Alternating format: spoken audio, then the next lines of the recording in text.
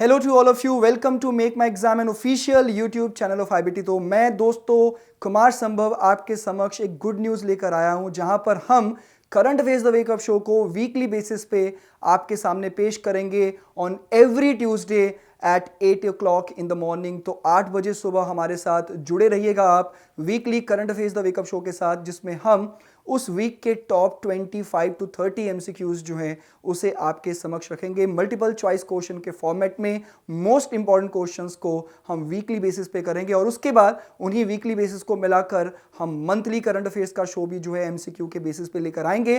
तो आपके आने वाले जितने भी कंपेटिटिव एग्जाम्स हैं उन सभी के लिए आप तैयार हो जाइए, कमर कस लीजिए और मेक माई एग्जाम के साथ जुड़ जाइए। सब्सक्राइब करिए, शेयर करिए और एवरी ट्यूसडे, फिर से मैं कह रहा हूं, भूलिएगा मत हमारे साथ जुड़ना। और कितने बजे? 8 बजे मॉर्निंग एवरी ट्यूसडे, हर मंगलवार सुबह 8 बजे। तो तब तक के लिए देखते रहिए make my exam an official YouTube channel of IBT.